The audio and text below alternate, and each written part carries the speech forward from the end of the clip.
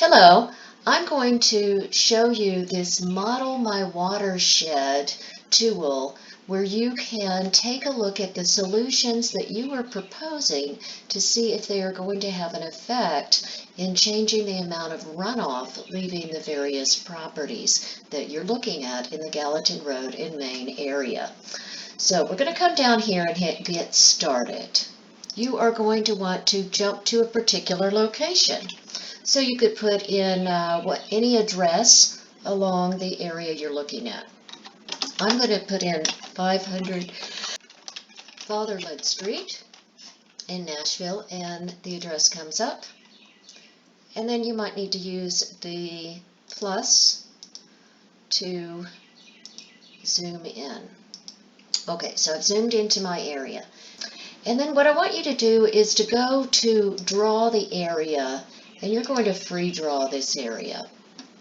Now I'm going to draw my area. I'm going to click on free draw. The way this works is you click once and then you click anytime you get to a corner. You can do something that's oddly shaped like this. Maybe I don't want to get the whole area. When you're finished, you double click where you started and it shows the area that you've chosen. Now over on the left hand, it's going to do some analyzing. We don't have any streams in this area, so we'll skip that. I'm going to click on land, and let's see what it does. It's going to tell me about the land use or the coverage in this particular area. As you can see, a chart comes up and tells me that it is really intensely developed. About 63% of it is intensely developed. If you want to see exactly how much, you can go to the chart below. I'm going to look at the soil, and what it shows here is that the soil has a high infiltration level. What that means is that water will soak into the soil easily. Now I'm going to next come over and see what happens if I want to do some modeling. So we're going to go to this tab at the top. And we're going to go to the site storm model, a hypothetical 24-hour storm.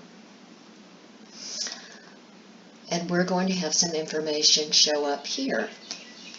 Remember, we want to keep the first inch of water on the land.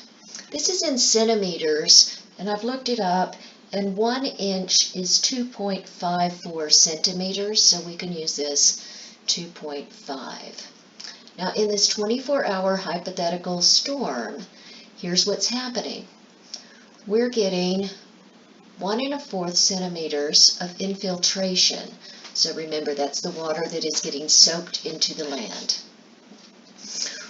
I'm going to jump to the top. We're going to get 0.1 centimeters of water that is evapotranspiration has taken care of. So evapotranspiration has to do with plants, so the plants soaking up the water and then that water evaporating off of the plants out of their leaves, for example.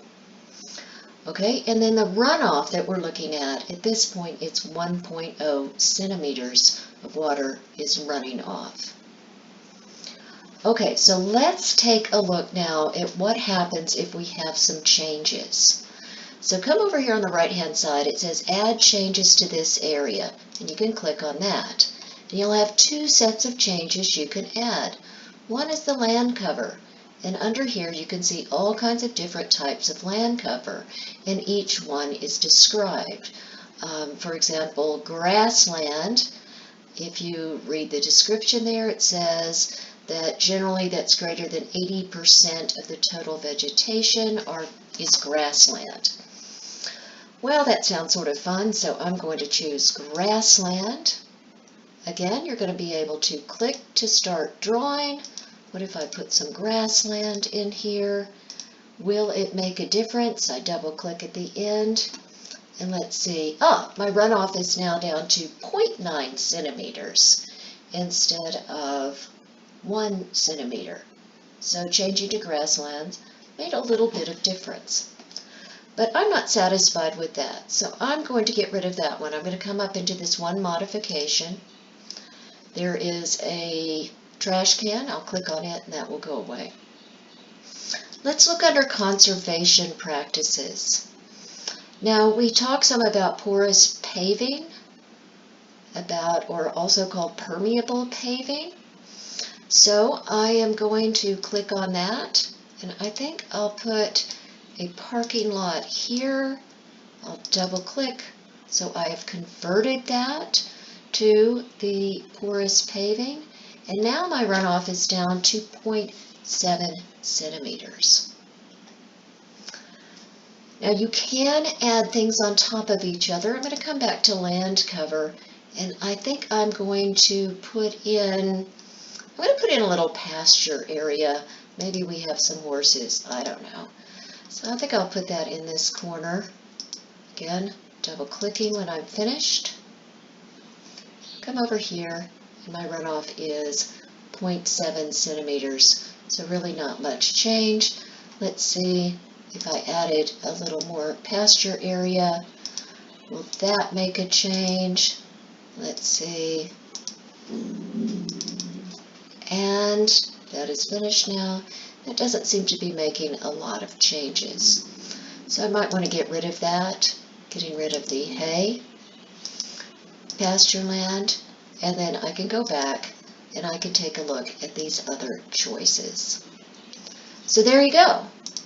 You have a lot of ways now that you can change the land and model with this tool to see if you have successfully changed the amount of runoff.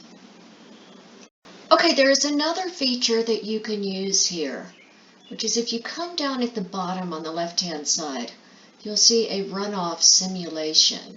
So let's click on that, and what you will see here is, let's see, this one's set to 5 centimeters. That's a little bit more than we had. So let's see, it will go, it's whole numbers here, I believe. So anyway, you can use the slider to move it. So we'll say 3 centimeters. And you can see this is developed low intensity land. And you can see how much runoff you have, how much infiltration, how much evapotranspiration from your plants. Let's change this. What if the whole thing was shrub and scrub? Then you can see we have no runoff.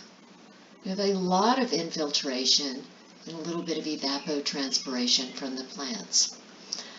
Let's try one more. Let's go to high intensity development. And if you look at that, we have the opposite. There's no evapotranspiration because there are no plants. There's a little bit of infiltration going through the soil, and there is a lot of runoff.